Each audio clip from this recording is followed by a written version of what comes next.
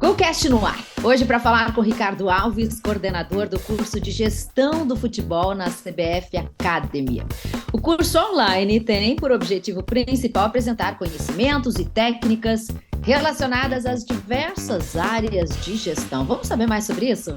Eu sou a jornalista Duda Strebe e está começando agora o GoCast, o podcast da GoManage que fala de futebol de um jeito diferente.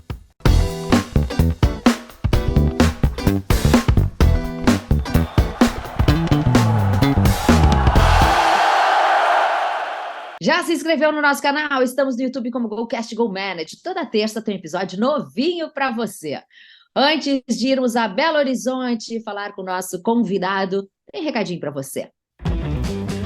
Você sabia que a GoManage tem um curso para quem deseja ingressar no mercado da bola?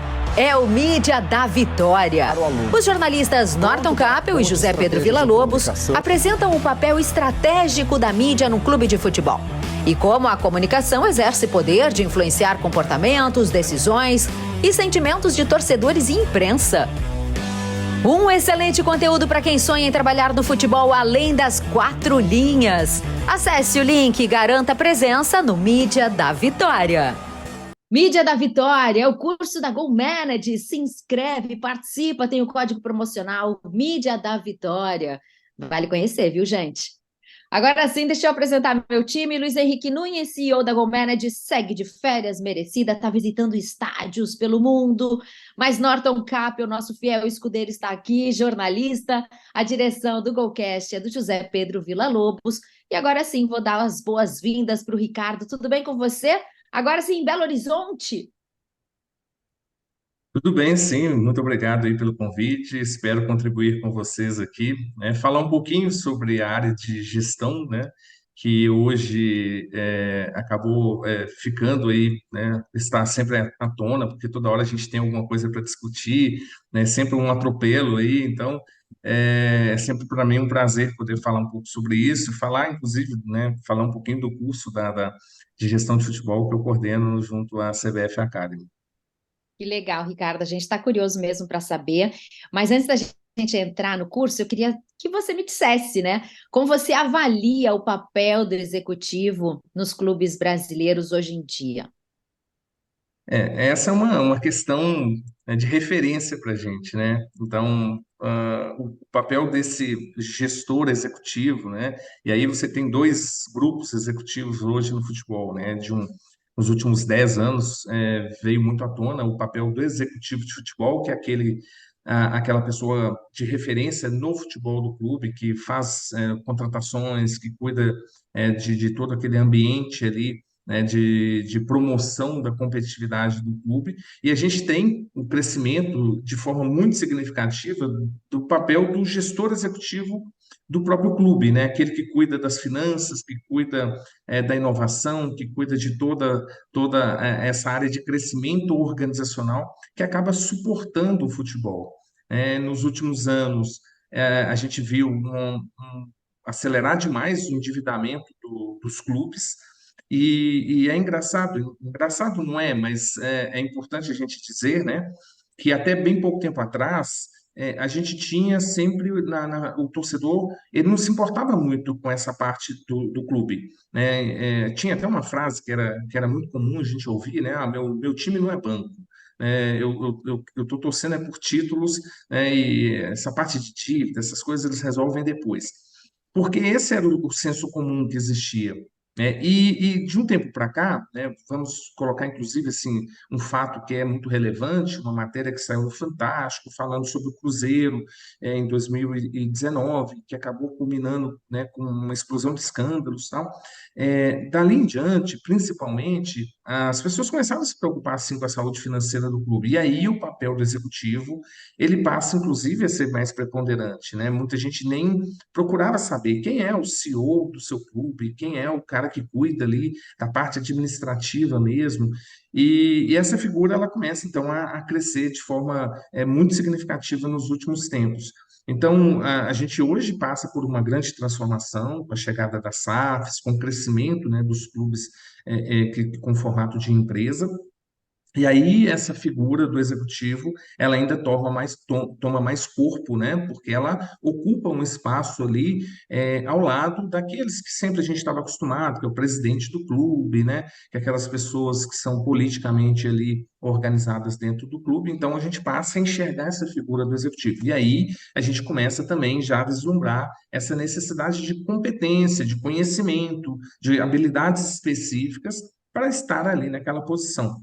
Então, o executivo hoje ele passa a ser, de fato, uma figura extremamente importante para o sucesso do clube, não só em curto prazo, mas, acima de tudo, em médio e longo prazo.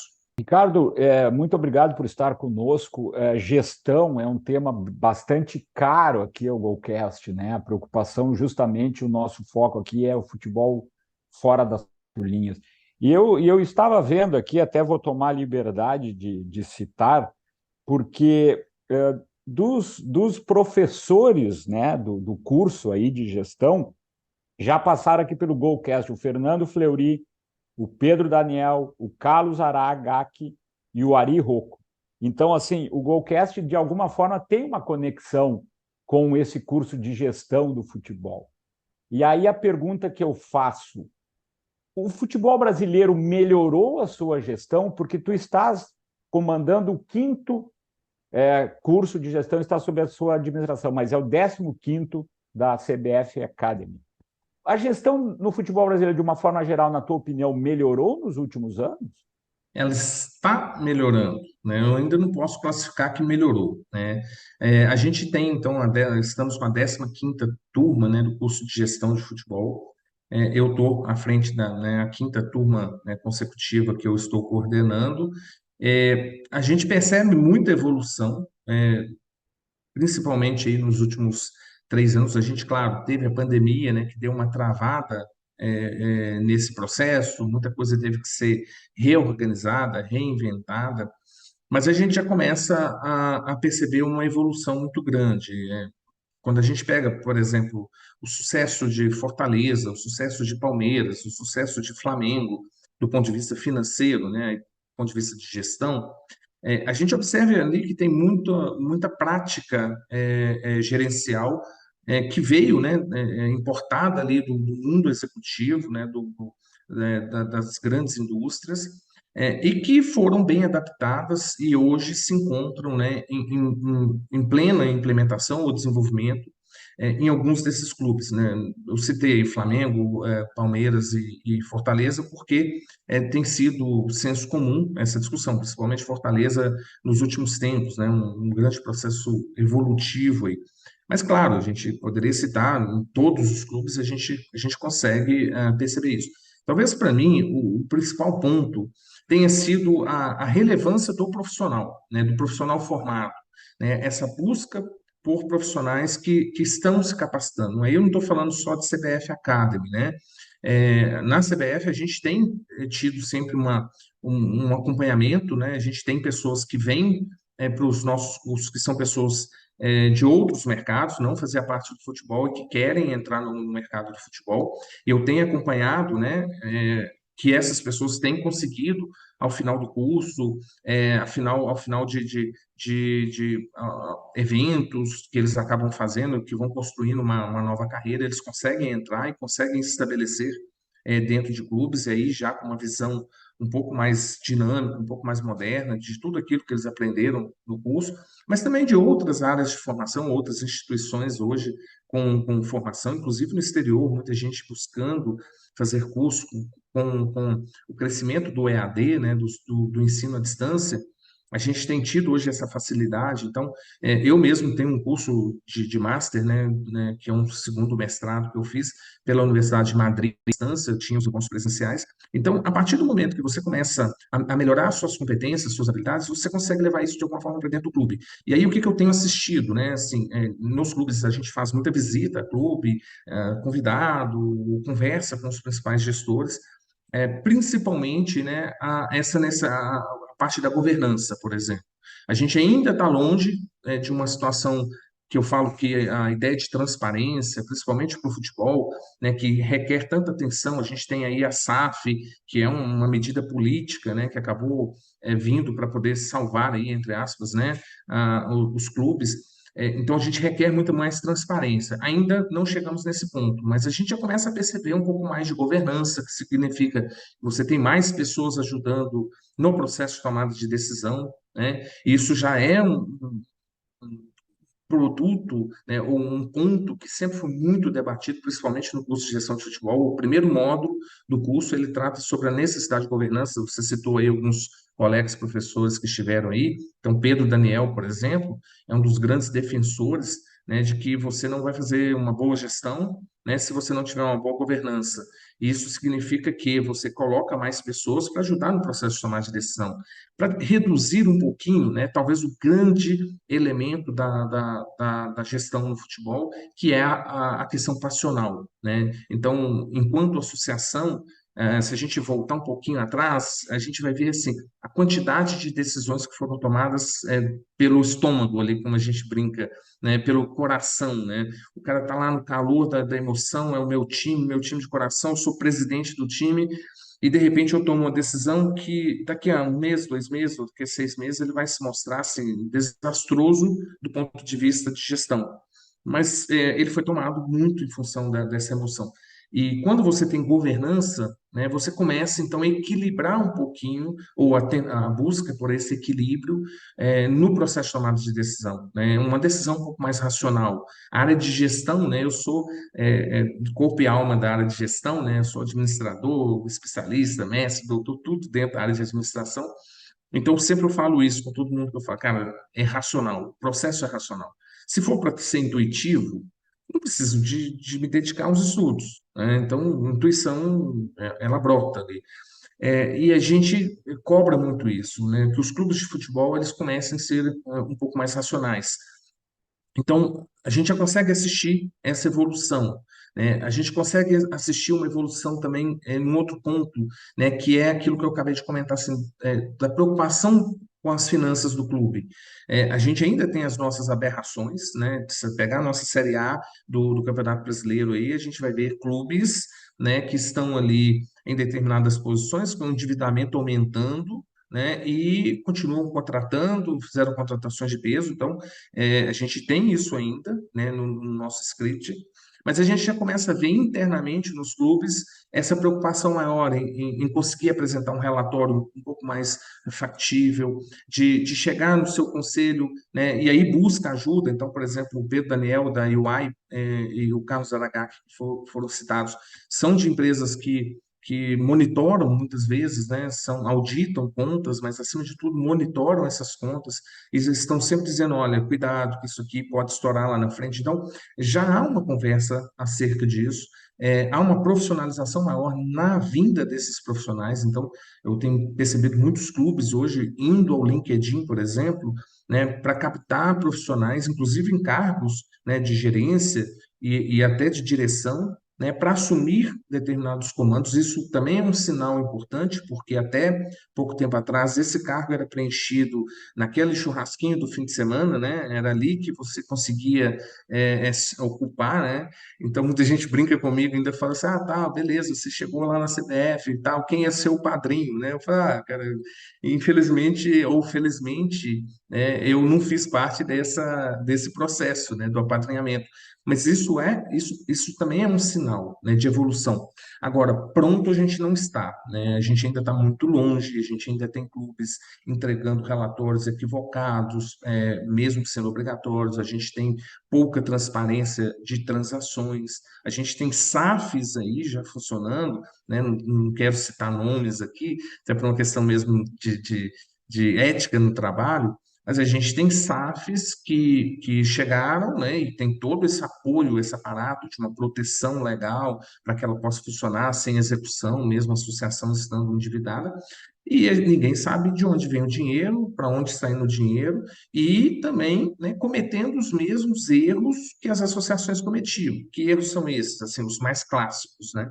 Um número muito alto de contratações na temporada, um número muito alto de desligamentos na temporada, contratação e demissão de treinadores na mesma temporada. Ou seja, isso é clássico da associação, né, que a gente sempre associou, né, desculpe o termo, né, associou, né, esse tipo de organização à má gestão, e não é isso, né? A gente tem o Palmeiras hoje que mostra, né, uma associação que é muito bem gerida, ela tem trabalhos lá excelentes. É, às vezes a gente conversa em palestra assim, pouca gente sabe, mas o Palmeiras tem um CEO, né? Não é uma SAF, mas tem lá um CEO que é uma pessoa experimentadíssima, né? Que é o Cristiano Coller, que também é professor nosso, e que passou por Grêmio, Flamengo, né? Veio do mercado, trabalhou na Falcone e hoje é o CEO do Palmeiras, fazendo trabalhos assim de vanguarda naquilo que a gente chama da parte estratégica de um clube de futebol. Mas é uma associação. Então a gente tem é, é, respingos ali que mostram que a gente tem um caminho ainda a trilhar, tá, Norton? Mas que a gente já tem sim um processo evolutivo. Hoje, por acaso, cedinho eu tive uma reunião, 6:30 da manhã, com dois ex-alunos, né, que, surpresa, só me falaram que queriam conversar comigo, mas tinha que ser bem cedo. Eu falei, caramba, né, o que está acontecendo? E eles contando, né, de uma nova empresa que foi criada. Eles estão, né, em um outro mercado, ainda não posso citar muita coisa, mas posso falar que eles estão em Portugal, né, e eles queriam me apresentar em primeira mão a empresa deles já com cliente. Então, ou seja, trabalhando com futebol na área de inovação, a partir desses encontros, né, nos cursos. E aí, de novo, não vou defender apenas a CBF Academy, né? Você está dentro de um ambiente de educação, né, e que vai discutir o futebol com outro olhar, né, e aí eu já aproveito para parabenizar vocês aí por esse programa, que eu acho que isso enriquece demais, né, as pessoas que estão acompanhando, mas você está dentro de um ambiente em que se discute, né, em que se ensina, em que se fala das melhores práticas, inevitavelmente essas mentes ali vão cruzar algumas ideias e dali vão sair coisas boas. Talvez não diretamente no clube, né, para trabalhar como funcionário do clube, mas às vezes prestando algum tipo de serviço. Então isso me deixa extremamente entusiasmado, né? Então você fez uma pergunta sobre se a gente já tem resultado, eu fiz uma viagem toda aqui, porque eu empolgo com o negócio, mas é isso, assim, a gente não E está pronto. maravilhoso. Que bom a gente Não, saber que há evolução, né? Porque uma das perguntas não. que eu tinha aqui anotada para o Ricardo era essa: até que ponto o executivo torcedor atrapalhava o clube e não ajudava? Porque a gente se acostumou, né, com os clubes que, por tradição, tinham as pessoas apaixonadas. Não é sobre isso, né, gente? A gente Não, está falando não. de habilidade, capacidade, entendimento e racionalidade que você falou aí, que eu acho que é fundamental, né? Naquela hora que nós, torcedores aqui apaixonados, ficamos doidos aqui com os resultados do time, o dirigente não pode, né? O executivo não pode. Então, que legal, né? A gente vê um preparo maior, um entendimento maior para Sim. uma realidade que é mais profissional e deve ser, né, no clube de futebol. Sim, essa questão da racionalidade tem até um exemplo também que, né, eu vou pedir desculpas que eu não vou citar a pessoa especificamente, nem o clube, mas um mês atrás, mais ou menos, um pouco, 40 dias, né, eu participei de um evento e um profissional executivo de um clube, e ele deu um depoimento muito importante, eu achei extremamente interessante, que ele falou justamente isso, olha, eu gostaria que as SAFs não fossem percebidas como, né, uma sonegação, né, um negócio que vai de alguma forma fraudar o processo, deixar de pagar as pessoas, eu quero que ela seja entendida como novo. E eu gostaria, acima de tudo, que os executivos dos clubes parassem com essa coisa de todo jogo ficar julgando a torcida contra a arbitragem, tal, não sei o quê. E falou, eu achei legal, eu falei, nossa, que bacana, até que fim eu vi um cara falando um negócio legal. Só que 15 dias depois, eu estava assistindo um jogo pela televisão, e aí a imprensa toda repercutindo, porque esse dirigente ele estava nas tribunas, e acabou o primeiro tempo, ele esbravejando, querendo invadir o campo, pedindo para o pessoal abrir o portão para ele poder ir lá no campo para xingar o árbitro. Eu virei e falei, pelo menos o discurso está melhorando, a prática ainda vai demorar um pouquinho, mas é justamente isso, porque é, quando esse dirigente, quando ele falou, pouca gente assistiu, né? A gente estava num evento muito concentrado de pessoas estudiosas do assunto e tal. Mas quando ele fez a ação, tá todo mundo vendo, inclusive estava na TV, né? Então, é importante que ele comece a perceber que tudo aquilo que ele fala, mas tudo aquilo que ele faz, tem um impacto imediato na indústria como um todo, né? O torcedor, se você analisar, eu sei que vocês já viram isso, ele é muito reativo, ele é muito reativo. Então, eu vou muito ao estádio, né? E hoje já não vou mais como torcedor, né? Então, assim, eu vou muito mais hoje com esse olhar mais crítico. Então, eu fico prestando atenção nessas coisas, né? Então, quando um dirigente, né, o próprio treinador do clube, na beira do campo, ele começa a se comportar desde o início do jogo a reclamar muito, você vai perceber que os jogadores começam a reclamar muito, né, e começa a esbravejar, porque ele olha e fala, cara, o cara tá lá fora, tá vendo o jogo melhor do que eu, e ele tá esbravejando, então eu tenho que pressionar o árbitro. E nisso o torcedor vai junto, né? O torcedor vai junto. Quando um dirigente vai de cabeça fria, e eu não estou nem falando o cara do calor do jogo, porque eu já joguei futebol também, não cheguei a ser profissional, mas eu entendo perfeitamente que o calor das emoções ali, você não controla muita coisa, né? Inclusive, eu brinco que toda vez que um jogador sai chutando aquela copinho de água lá, né, quando ele foi substituído, ele sai chutando aquele copinho, é exatamente o que eu fazia. Só que eu não tinha o copinho para eu chutar, porque eu jogava em time pequeno. Então, nunca tinha aquele copinho de água. Meu sonho sempre foi chutar aquele copinho de água, porque eu nunca gostei de ser substituído. Eu podia estar estando em campo. Quando o cara falava que era eu ficava pé da vida, eu nunca cumprimentei um treinador depois que eu fui substituído, a menos quando eu pedia para sair. Então, eu entendo perfeitamente essa questão do atleta, do próprio treinador. Agora, o dirigente de cabeça fria, ele não pode dar uma entrevista antes de um jogo e virar e falar que ele não gostaria de ter aquele árbitro, porque aquele árbitro está de sacanagem com o time. Porque esse cara entra em campo com a torcida o tempo inteiro reagindo negativamente. Então, esse tipo de comportamento, ele não ajuda, porque ele não ajuda o espetáculo. Imagina você, né? E normalmente isso é difícil quando a gente fala isso com os dirigentes, né? Nem todo mundo quer ouvir isso. Mas eu já falei, imagina você está com o estádio cheio, 40, 50 mil pessoas, né? E você já fez toda aquela algazarra 2 dias antes do jogo. Esse torcedor, se o gol não sair com 5, 10 minutos de jogo, porque se sai com 5, 10 minutos de jogo, seu time fez o gol, esse torcedor vai para a festa. Ele começa a cantar, ele esquece essas outras coisas. Mas se esse gol não sai com 5, 10 minutos de jogo, ele começa a ser o reclamão, e ele começa a esbravejar contra o árbitro o tempo inteiro, e ele coloca um clima no jogo que só ajuda o adversário. O adversário que veio para segurar, para dar aquela amarrada de jogo. Jogos de Libertadores, isso é muito clássico, né? O time argentino vem aqui no Brasil, com 10 minutos o cara está deitando no chão. Por quê? Porque ele sabe que teve toda essa movimentação anterior e a torcida começa a jogar contra o time. Sem querer, ela começa a jogar contra. Então, isso é só um exemplo, né, do quanto a irracionalidade nesse processo do executivo, e aí eu estou falando do executivo de futebol, mas estou falando também lá do CEO, do presidente do clube, que muitas vezes ele se manifesta para tentar vender uma ideia para o torcedor de dizer assim, nossa, o Ricardo é um cara que está envolvido pra caramba, você viu aquela entrevista que ele deu, ele falou que se o jogo não for do jeito que ele achar, que se o juiz não estiver bem, ele vai chutar a cabine do VAR, que ele vai fazer isso. Isso, na verdade, transmite num curto prazo, né, um envolvimento meu como dirigente, mas demonstra, né, uma dificuldade muito grande de lidar com os fatos mesmo. Às vezes as deficiências do meu clube, né, elas estão sendo escondidas por esse comportamento um pouco exagerado.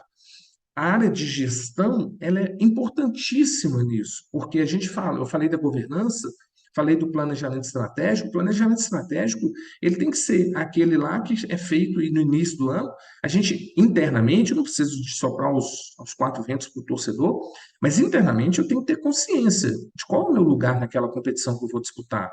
Ah, eu vou disputar o campeonato regional, eu vou disputar a Copa do Brasil, eu vou disputar o campeonato brasileiro. Não dá para todo mundo ser campeão brasileiro. Não dá. Ocasionalmente no Campeonato Brasileiro a gente tem essas surpresas, e óbvio que o Botafogo, né, ele é uma surpresa, tudo aquilo que apresentava antes, né, que a gente não tinha o Botafogo ali como referência para ser o campeão brasileiro e tal, essas coisas podem acontecer, mas no meu planejamento ele tem que estar muito claro qual a posição que eu vou disputar, para não correr risco disso, de ficar vendendo uma ideia de que eu tenho condições de ser campeão de todas as competições que eu vou disputar. O meu plano estratégico foi feito com qual investimento que foi feito, o elenco, a estrutura física que eu tenho, que eu disponho nesse momento. Então, um plano estratégico bem feito, bem alinhado dentro do clube, ele ajuda você a controlar um pouco essas emoções. Da mesma forma, né, você vai evoluindo, a gente tem lá a parte da comunicação, né? É raro você ter um clube que se comunica de forma dinâmica com o seu torcedor. A comunicação é sempre a mesma, né? Dizendo, olha, nós vamos ser campeão, nós viemos para ser, nós vamos disputar por todas as taças, todas as competições.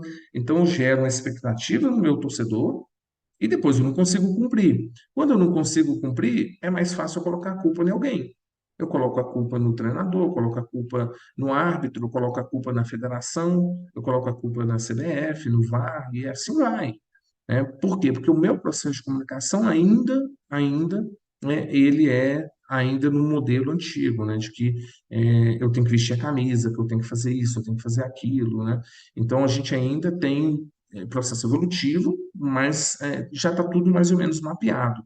Basta os clubes agora quererem, de fato, acompanhar um pouco esse processo. Ricardo, eu até, Eduardo, queria aproveitar aqui, porque o Ricardo trouxe aqui dois elementos sobre essa questão da evolução da gestão, e ele falou do Fortaleza, que casualmente foi o nosso último episódio com o Fortaleza, e justamente, né, falamos muito sobre a profissionalização do clube, e até tivemos um episódio sobre a frustração e como isso reverteu através de um trabalho da comunicação, também citado pelo Ricardo. E também o Ricardo falou algo sobre que os clubes já estão procurando profissionais de alto nível no LinkedIn. E aí eu lembro da Ellen Medeiros, que é diretora comercial do Fluminense, finalista da Libertadores, que nos contou aqui no Golcast que ela foi encontrada pelo LinkedIn. Então, assim, não teve nenhum tipo de apadrinhamento, e é muito legal saber que essas coisas estão acontecendo no futebol, apesar de todas as dificuldades até citadas por ti. E aí, Ricardo, aproveitando até a tua experiência, né, europeia, em cursos e conhecimento de futebol europeu, existem práticas hoje da Europa, em termos de gestão, que estão vindo para cá através do curso, ou não, ou o nosso modelo de gestão ele é totalmente adaptado ao futebol brasileiro, às regras, digamos, da cultura do futebol brasileiro. Como é que é essa transição? E também aproveito para te perguntar, se falou muito aqui, né? Tu falaste muito de SAF e clubes associativos. O curso tem essa diferença de como se trata a gestão de futebol numa SAF e num clube associativo, ou já é a mesma coisa? Excelentes perguntas, né? E daria aí uma sessão inteira, daria um episódio só sobre isso, né? Vou começar aqui do mais difícil, né? A questão da vinda, né? Das metodologias, né? De fora, né? Então, não só o curso de gestão bebe nessa fonte, né? Aí eu pego, por exemplo, eu estou como coordenador do curso, inevitavelmente, tudo aquilo que eu vivenciei lá, eu tento trazer. A gente tem que resguardar as dificuldades, né? Aqui no Brasil, a gente ainda tem um modelo de campeonato que, ao mesmo tempo, torna o campeonato mais divertido, né? Então, você não vai ver isso em outras competições, de um Botafogo ser líder do campeonato, o Bragantino ser o segundo colocado do Campeonato Brasileiro na 26ª, indo para a 27ª rodada, se eu não estou enganado. Tem amicíssimos dentro do Botafogo, né? Então, assim, não é nenhum demérito. Estou dizendo que o Botafogo, realmente, no início do ano, é um time que não chegou nem nas finais do Campeonato Carioca, então não dava para cravar Botafogo como candidato ao título. Mas vem com o trabalho do André Mazzucco, que tem bons trabalhos, mas não era tão conhecido, mas é uma pessoa de bastidor, assim, fantástico, entende pra caramba de planejamento estratégico do clube, então montagem de elenco. Você tem uma equipe inteira, né, o CEO, o Tairo, pessoas que vieram também de outros mercados, não do futebol, né, e que começaram a colaborar, trazendo suas experiências. E aí você pega esse caso do Botafogo, o Bragantino ser primeiro e segundo colocado, é algo que raramente você vai ver nos principais ligas da Europa. Então a gente tem que resguardar essas diferenças, mas a gente tem buscado trazer, eu sempre tento contribuir, o próprio desenho do curso, as novidades, os tópicos novos que a gente trabalha eu busco muito beber nessa fonte lá, então a Universidade Europeia, o diretor da escola lá, eu mantive um bom contato, já fui lá 2 vezes para dar palestras. Eu estou com um projeto de pesquisa de pós-doutorado na Universidade de Lisboa, né, dentro de um departamento que não tem essa área de gestão do esporte, mas eles me aceitaram lá para poder justamente pensar nesse pioneirismo lá, mas com uma parceria também com a Universidade de Madrid. Então, o tempo inteiro a gente está dialogando com eles. Então, tento trazer, mas acima de tudo, eu tenho trazido profissionais que atuam no mercado europeu também para dar aulas. Necessariamente, eu tenho tentado trazer pessoas que falam português, né, porque a gente não tem esse nível de exigência, né, de, de outro idioma, né, para poder entrar no curso. Então, eu não posso chegar do nada e colocar uma pessoa, mesmo no caso do espanhol, mas eu tenho praticamente todas as turmas que eu coordenei, eu trouxe pelo menos um profissional de fora. Então, assim, o Luiz Branco, que é o diretor de scouting do Sporting, ele sempre contribui com o curso, dando uma aula sobre o papel do scouting. Eu tenho agora o Nuno Mena, que vai lecionar numa outra turma falando sobre inovação. Então, é uma forma que a gente tem de trazer um pouquinho. Eu já trouxe, na época, antes do Ronaldo comprar o Cruzeiro, né? O Gabriel Lima chegou a lecionar para mim, trazendo um pouco do case do Valladolid, né? Que era interessante, é interessante também, porque tem uma outra proposta, mas sempre com esse cuidado pelas diferenças, né? A gente tem ainda, só para se posicionar aí das dificuldades é, de copiar modelos, né? A gente não conseguiu implementar uma liga, né? Então, na hora que ia implementar uma liga, vieram duas, né? Então, elas acabaram ficando capengas porque elas cuidam apenas de direitos de transmissão, né? Para ter só discussão de direito de transmissão, a gente não precisa da liga, né? A gente poderia ter uma empresa que fornecesse esse serviço, né, para os clubes. A ideia de liga é uma organização maior, né, com uma divisão um pouco mais ajustada, não só da transmissão, mas, acima de tudo, de venda do produto, né? Então, acaba que a gente já tem essas questões naturais aí que atrapalham um pouco, mas há um esforço, né, de trazer essas metodologias de tudo aquilo que se aplica lá fora. E quando a gente vai cavando, cavando daqui e dali, a gente sempre vai encontrar brasileiros que estão nesses clubes, né? Então, os clubes que estão despontando, por exemplo, ou brasileiros ou pessoas que a gente tem, né, um contato muito forte. Então, a gente consegue trazer esses depoimentos para dentro do curso. A própria licenças, né, a área de licença que eu não cuido, mas que são importantes também para a CBF, que é nova, né? Muita gente questiona como é que são as licenças aqui e tal, por que que elas não são aceitas. Na verdade, toda licença tem que ser homologada, né, quando ela é feita no país e você homologa naquela confederação. Então, a licença no Brasil, ela vem de 2018, 19 para cá. Então, agora a metodologia que tem sido utilizada é muito próxima àquilo que é feito na UEFA. Então, isso facilita também para que essas licenças dos treinadores brasileiros possam ser homologadas lá, né, para facilitar o acesso do treinador brasileiro ao mercado europeu. Então, beber nessa fonte lá do que está dando certo é sempre muito importante. Eu uso muito os casos da MLS, né, com brasileiros que atuam lá e tal, então também é uma forma, e aí eu falo, não é copiar a Liga Americana, mas tem muita coisa interessante que eles fazem lá que a gente pode trazer. Então, essa é a primeira questão, eu acho que a gente está sempre buscando isso, buscando trazer, né? E a gente tem os intercâmbios também. Por exemplo, hoje a gente tem o Thiago Escuro, que foi aluno, foi meu colega da turma de executivos de futebol, e hoje está dirigindo o Mônaco, né? Então, isso é muito legal, né? A gente tem o Edu Gaspar, que dirige, né, o Arsenal, que também foi aluno do curso de gestão, então a gente tem inúmeros casos nesse sentido. A sua outra pergunta, né, que também é muito interessante, que é a questão da diferença entre SAFs e associação, né? Por enquanto, o curso de gestão de futebol ele trata de maneira uniforme, mas o que que a gente tenta fazer, né? Não dá ainda para separar, porque a gente ainda tem, no Campeonato Brasileiro, por exemplo, a gente tem a maioria ainda é associação, né? Por mais que a gente tenha ali Fluminense já conversando, já existem conversas de Corinthians, né? Já existem conversas de Internacional, Grêmio, conversas, né? Mas a gente ainda tem, são 6 SAFs, né? Efetivas, né, funcionando, inclusive o América Mineiro, que é uma SAF, mas não foi vendida, né, mas é uma SAF já, tal. Então, o que que a gente faz? A gente trata o curso de gestão de futebol como um todo, né? Mas a gente traz essas pílulas, né? Então, eu sempre tenho uma aula que vai tratar sobre as SAFs, né? O que esperar dessas SAFs, aí eu tento buscar profissionais, né? Como o próprio Pedro Daniel, que foi citado, na minha última turma, o Irlan Simões, que é um jornalista que está sempre lá nos programas da Sport TV, para trazer um pouquinho, olha, quais são as preocupações, né?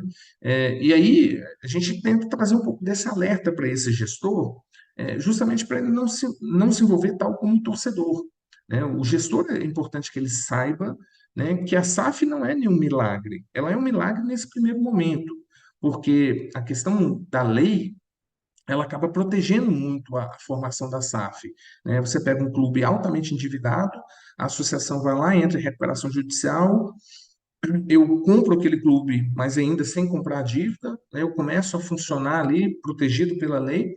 De repente, a recuperação judicial faz com que aquela dívida tenha um deságio ali de 60%, 70%, ou seja, a dívida fica bem pequena dentro daquele horizonte. Eu consigo, enquanto SAF, absorver aquela dívida com muito mais facilidade do que no primeiro momento, e aí ela vai funcionar. É ótimo. Então, esse milagre, ele acontece no início. Mas depois que eu virei a SAF, já estou gerindo o clube, se eu não gastar mais do que eu tô recebendo, essa SAF vai quebrar. E aí a gente ainda não tem previsto, né? Espero que não tenha de coração, uma emenda na lei ou uma nova lei que vá salvar a SAF. Por que que eu falo que eu espero de coração? Porque se começarem a aventar uma possibilidade de salvar a SAF da falência lá na frente, o gestor da SAF vai fazer a mesma coisa que sempre foi feito, que é não ter preocupação com a questão financeira. Por que que a gente controla as nossas contas, né, pessoais? Porque se eu estourar o meu cartão de crédito aqui, se eu não pagar o meu IPTU, se eu não pagar um financiamento aqui, algum aborrecimento eu vou ter, né? Eu vou perder o crédito, vou perder o meu bem e tal. Então, a SAF ela tem que ser gerida nesse formato, de dizer, olha, é um clube de massa, a torcida está lá impaciente, querendo contratação, quer que eu traga o Messi, o Neymar, o Cristiano Ronaldo. Eu não tenho dinheiro. Então, se eu não tenho dinheiro, vamos trabalhar com o que a gente tem. Eu tenho base, então vamos trabalhar com a base.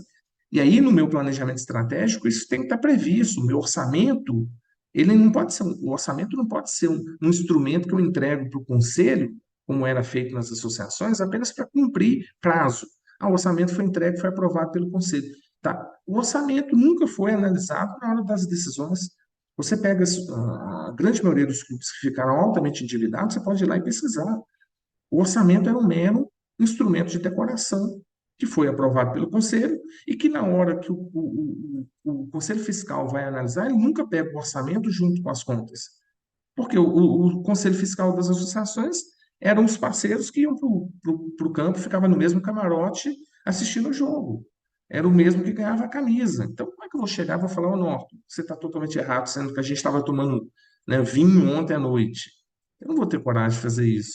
Então, a SAF, ela é aí uma evolução da associação, mas, acima de tudo, independente de associação SAF, é uma evolução que a gente tem do processo de profissionalização mesmo da gestão. E aí a gestão, só para finalizar esse ponto, né, eu chamo muita atenção para isso, eu acho que, né, quem está nos ouvindo aí já deve ter passado por isso, é uma área, não é uma ciência exata, né? Eu sou mestre, doutor, com segundo mestrado, e tal. Não quer dizer que o que eu penso está certo e que as minhas decisões estão corretas. Eu posso errar da mesma forma que a outra pessoa, diferente lá da engenharia, da medicina, que às vezes você faz 50 vezes o mesmo cálculo e aí você fica craque naquilo, não vai errar. Na gestão, a gente não tem essa garantia, né? Então, eu não consigo eliminar o risco. Eu consigo reduzir à medida que eu tenho mais informação, que eu tenho uma decisão mais colegiada, a gente consegue reduzir o risco, mas eu não consigo eliminar. A bola não entra, por acaso, o título de um livro, né? Ferran Soriano, que é muito famoso, mas ela é muito claro isso. Eu posso montar uma equipe bem montadinha, tudo ajeitadinho, mas se a bola bateu na trave 3 vezes, meu adversário foi lá e conseguiu um gol no escanteio, e eu perdi a competição, né? Ou eu perdi, como aconteceu com o Internacional, perdeu a competição em 6 minutos, né? Ou seja, tudo estava Eu não escrito queria ali. citar isso, Ricardo, mas Não, você eu fez a também não citação Agora deveria. doeu, perfeita. Eu doeu. não queria fazer essa citação, mas você fez a citação perfeita. Eu não Essa, deveria, eu não deveria, eu sei disso, porque eu vi a não, garrafinha ali, mas entendeu? Mas assim, é o copinho, mas eu falei assim, porque no dia que aconteceu, eu estava conversando com a minha esposa e eu estava dizendo isso para ela, eu falei, olha o que é o futebol. Eu falei assim, olha a transformação que acontece. Eu falei, o impacto disso é gigantesco. Mas por isso que eu falei, tudo tem que ser previsto. Eu não vou conseguir eliminar esse risco de que isso aconteça, mas eu tenho que estar preparado para se acontecer. Eu não posso virar a terra arrasada depois de uma eliminação numa semifinal, porque a semifinal são dois times que chegaram a um ponto muito alto da competição.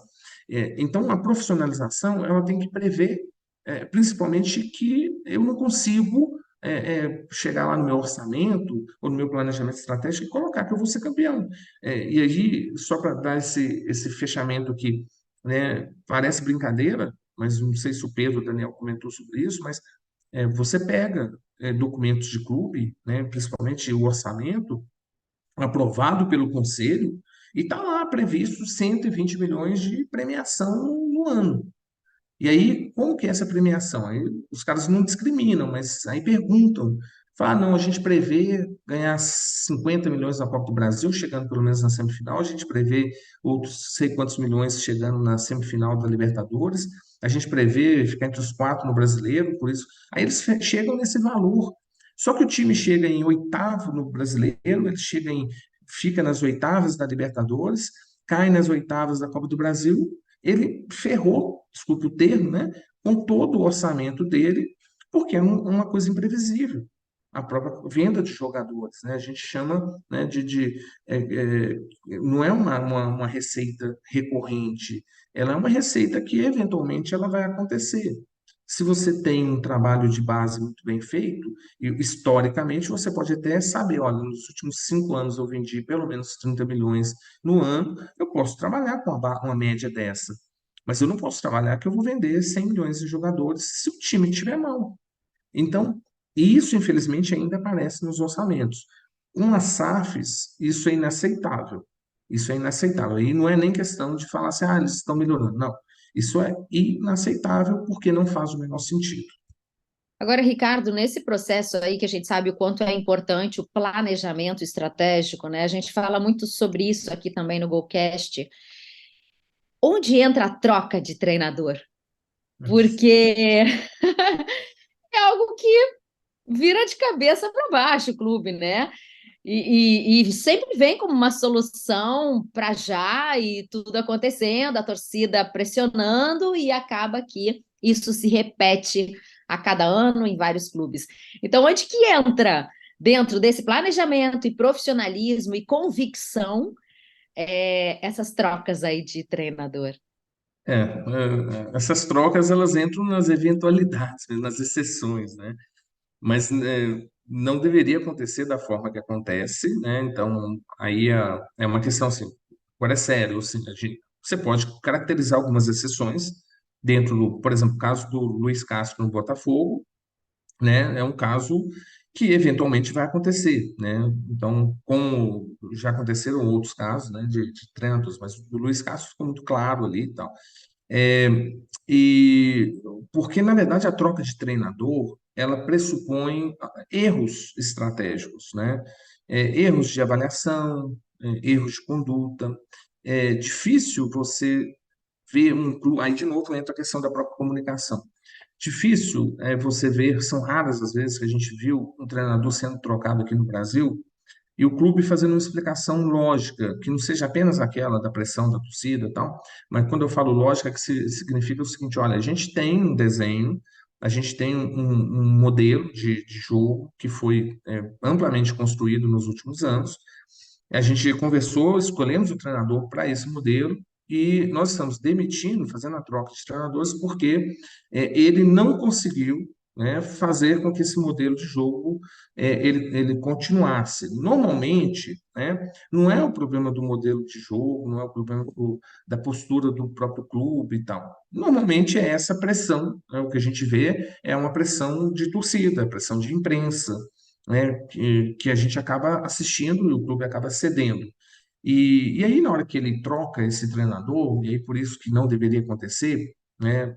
Na hora que ele troca o treinador, ele troca sempre em momentos que ele não tem o mesmo tempo para poder pensar, né? Eu vou citar um exemplo aqui que eu acho que não tem nenhum problema, né? A situação do Atlético Mineiro. Como eu sou de Belo Horizonte, a gente acompanha. Eu posso citar Cruzeiro e Atlético, que tiveram duas situações bem pontuais que mostram um pouquinho disso.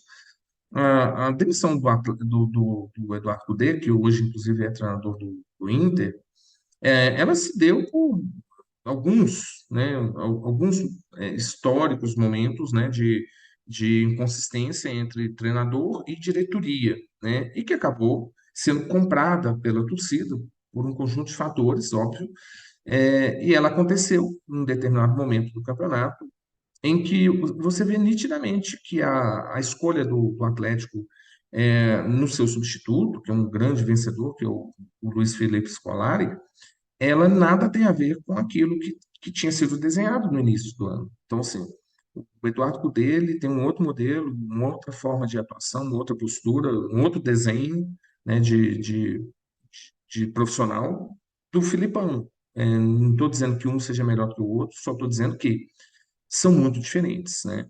Então, isso mostra que a troca de treinadores não estava prevista e que ela tem que ser evitada. A mesma história aconteceu com o Cruzeiro, né? A saída do treinador português, o Pepa, né, que vinha com resultados de jogos não muito bons, mas vinha com apresentações muito boas em vários jogos, ela se deu a partir de uma declaração que ele fez e que teve uma repercussão muito grande na imprensa, tal, tal. E o Cruzeiro ficou aí 10 dias para poder conseguir um treinador, estava num período de data FIFA, e mesmo assim demorou, tentou 3, 4. Na hora que ele tomou a quarta negativa, ele trouxe, né, um treinador brasileiro que também absolutamente nada tem a ver com aquilo que o Cruzeiro vinha como proposta. E aí eu estou falando de uma SAF, né? E com profissionais, Pedro Martins é excelente profissional, um cara muito bacana. Mas são situações de momento. Tentaram, né? Não conseguiram, falaram, ó, não posso voltar ao campeonato sem o treinador. Ou seja, a troca de treinador, ela dificulta muito, né, o desenvolvimento do clube. E a própria questão do Botafogo, eu poderia citar também, que é a saída do Luiz Castro, a tentativa, né, de trazer um português, acabou não funcionando, né, e aí o Botafogo retoma agora com o seu interino, né. Então, assim, aí as pessoas falam, cara, por que desde o início não pegou o interino? Porque desde o início se pega o interino e perdesse duas partidas, a torcida ia chiar e a imprensa ia chiar do mesmo jeito. Então, o ideal é você tentar manter seu treinador e fazer uma boa escolha lá atrás. Eu não posso ter pressa para fazer essa primeira escolha. A gente tem lá dezembro, o time entra em férias, né, então você tem quase 60 dias para fazer essas escolhas.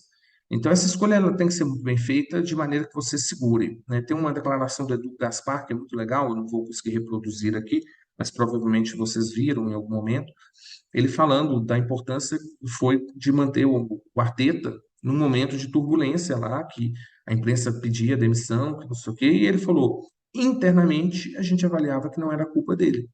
Internamente, a gente avaliava que tinha muitas questões do contexto, tinha jogos que o time não ganhou por falta de sorte, tinha jogos que perderam jogadores importantes, e tinha jogos que os jogadores perderam gols importantes.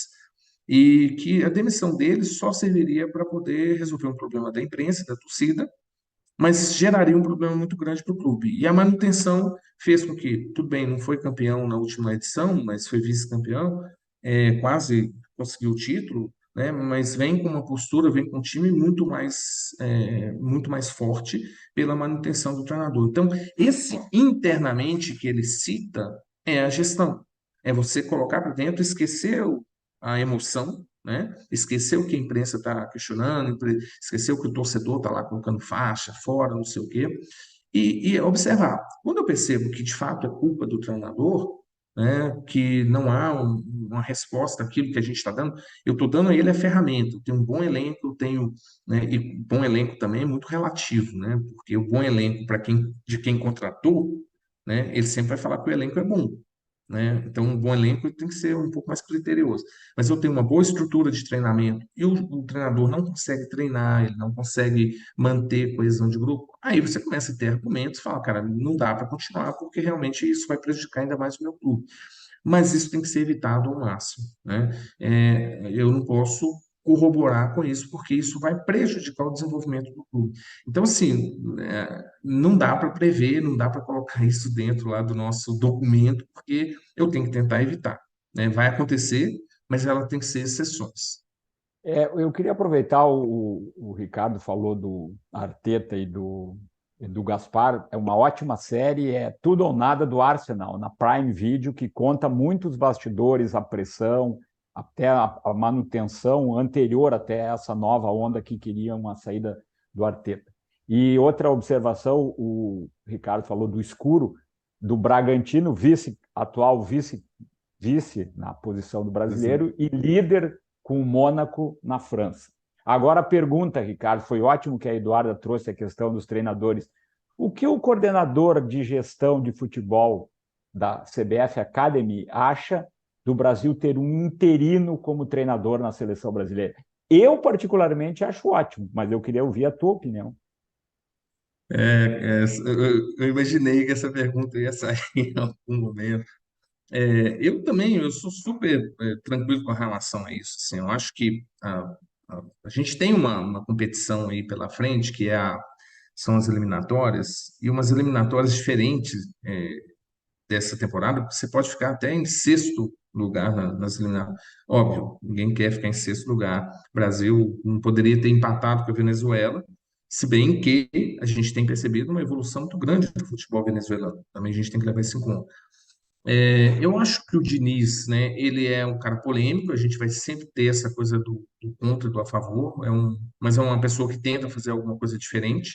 Ele ainda tem as amarras, ninguém assume a seleção brasileira e de cara vai conseguir fazer grandes mudanças, você ainda é refém, né, de um modelo, né, de convocação, dos mesmos atletas, de valorizar o que está lá fora, né, então isso inevitavelmente ainda vai ter, mas eu acho que é interessante essa medida se de fato, né, o Ancelotti acenou positivamente e está certo. Eu acho que o grande problema para mim de ter um interino seria chegar no meio do ano que vem, né, com esse discurso do interino e se descobrir que não tinha nada acertado com o Ancelotti e aí você ter que voltar a estaca zero, né?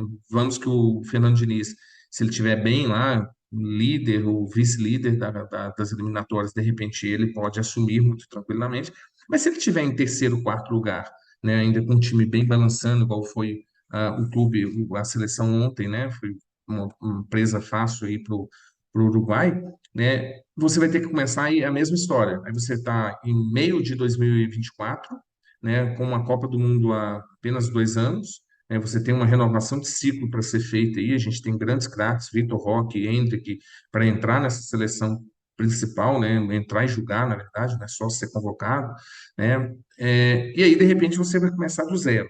Então, o risco talvez seja esse. Mas se você já tem, de fato, um acerto com o Ancelotti, ter esse interino e ser um treinador que está aqui no Brasil, atuando aqui no Brasil, conhecendo muito bem o futebol brasileiro, eu acho ótimo. E principalmente por ser o Diniz, que eu acho que é uma pessoa que ela precisa de ter esse espaço. Né? É controversa, hoje está todo mundo jogando pedra. No primeiro jogo, que foi contra o Peru, acho que foi contra o Peru, a primeira partida dele. Todo Bolívia, mundo. Bolívia e Peru. Foi Na Bolívia, Bolívia e sequência, Peru, Bolívia e Peru. Então, o É a da primeiro jogo pipoca? Não, Não, o a da pipoca pipoca, a foi agora pipoca foi Venezuela. agora, Foi Venezuela. Mas Venezuela. o primeiro jogo contra a Bolívia, quando terminou o jogo, todo mundo estava elogiando, né? Então tem que ter um pouco de paciência. E outra coisa, a seleção brasileira, ela tomou, eu acho que talvez antes até de 2014 talvez tenha sido ali o ponto final de um processo, mas a gente vinha com a seleção, a gente começa a perceber que há um comportamento de distanciamento né, da seleção. Quando a gente teve, é claro que aqui não é o foco, mas quando a gente começou a ter, em 2013, Copa das Confederações, grandes protestos políticos, né, contra a Copa do Mundo e tal, ali você já começou a fazer com que parte da população começasse a olhar para o futebol, para a seleção brasileira, como um objeto também político. E isso vem se alastrando nos últimos tempos, isso ficou mais claro nas últimas eleições. Então, as pessoas hoje têm um pouco de receio, né? Quem não é muito partidário de direita, de usar a camisa da seleção. E aí, muita gente tem preferido se distanciar. Então, a seleção brasileira, ela precisa, acima de tudo, de buscar um caminho que é de reconstrução dessa sua imagem junto à população. E aí, né, nesse processo de reconstrução, é importante também começar a ter, né, um avanço na forma como os próprios jornalistas olham muito para a seleção, né?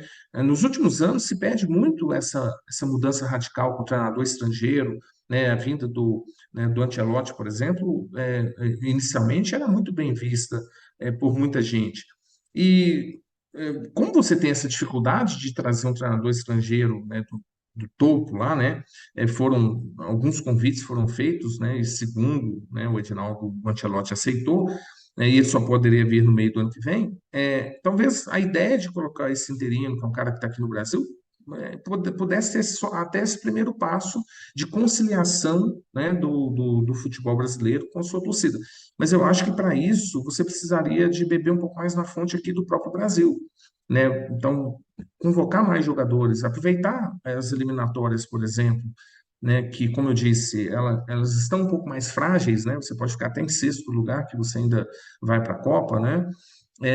Convocar um pouco mais de jogadores representativos das nossas torcidas, né? Então, eu torço para o Inter, tal, então é importante eu chegar lá e ver que tem um jogador do Inter representando a seleção.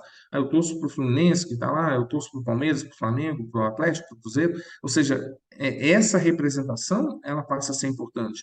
E hoje estão convocando jogadores que estão em mercados, né, que são emergentes, jogam bem, tal, não sei o quê, mas ninguém conhece. Então, eu ligo a televisão para assistir o jogo da seleção brasileira como se eu estivesse assistindo Equador e Uruguai. Às vezes eu conheço até mais jogadores, porque no Uruguai muitos jogadores são. Eu tenho certeza que eu conheço mais do Equador e do Uruguai do que do Brasil hoje.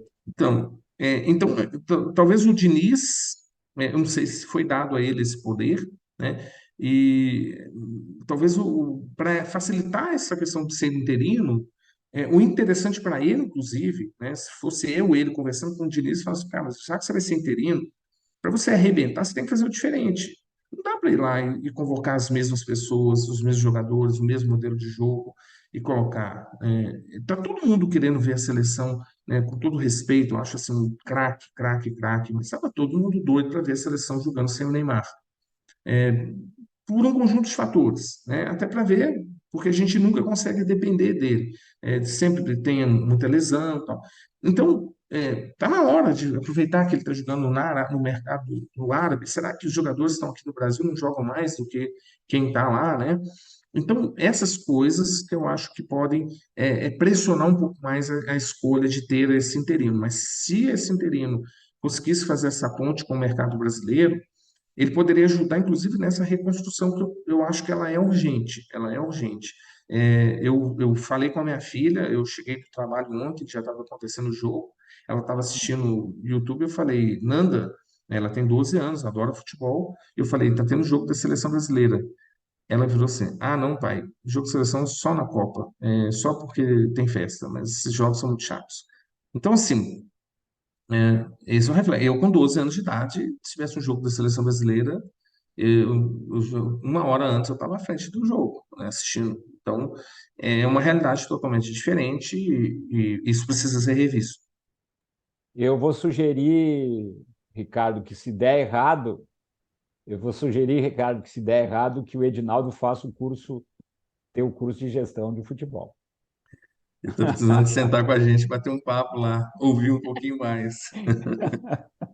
Sensacional esse olhar do Ricardo, né? Tão necessário, porque a gente está com uma saudade da seleção, da nossa seleção, parece que nos tiraram, né? Esse pertencimento. E eu acho que essas soluções aí que você propõe são muito legais, né? Da gente quebrar um pouco, aproximar, trazer mais para a gente, mais para perto da gente. Hoje eu nem sei onde está a minha camisa aqui da seleção, porque a gente não se sente representado, né? A torcida não se sente representada pela seleção. E eu acho que está na hora, né, da gente dar o match de novo para a gente ir junto. Isso é fundamental. A gente ficaria aqui, sei lá, 3 dias falando contigo, tanto conhecimento legal. Eu tenho certeza de que Norton tem mais perguntas, eu também, mas nosso tempo aqui, ó, já está estouradinho. Então, só vou te agradecer aí por tu estar com a gente, por trazer tanto conhecimento, tantos conteúdos importantes aqui para a gente, para a nossa audiência. Eu que agradeço, assim, eu acho um bate-papo, muito tempo eu não participava de um bate-papo tão gostoso, tão tranquilo. Normalmente eu tenho essa característica de levar, né, nas apresentações que eu faço, nas discussões, né, dar uma viajada mesmo na maionese, como eu gosto de dizer, porque eu acho que eu quero enxergar as coisas de forma um pouco mais sistêmica. Mas, assim, muito legal, muito gostoso. Vocês são geniais aí. O programa de vocês é muito bacana e toca em assuntos que são muito relevantes. E eu acho que me deixaram também muito à vontade, né? Então, também já me coloco à disposição aí para quando vocês quiserem marcar novos bate-papos aí, que eu puder colaborar também, fico à disposição. E a quem quiser também pode me procurar também, gente, quem está assistindo aí. Estou sempre a fim de conversar um pouco sobre esse assunto, que eu estou sempre aprendendo também. Obrigado mais uma vez aí, Norton, Duda, né, o Zé Pedro, por todo o apoio e pelo convite. E, novamente, me coloco à disposição de vocês. Demorou, a Norton Capel já vai aqui, ó, anotar teu nominho ali para chamar em seguida, tu vai Não, ver. já está aqui no WhatsApp, já é um contato importantíssimo. Muito, muito legal, muito Com certeza. obrigado mesmo. O podcast da Go Manage, que fala de futebol de um jeito diferente, já se inscreveu no nosso canal? Estamos no YouTube como GoCast Go Manage. Toda terça tem episódio novinho para você e assim, ó, bom demais. Te inscreve lá, acompanha nosso trabalho. Um beijo e a gente se vê.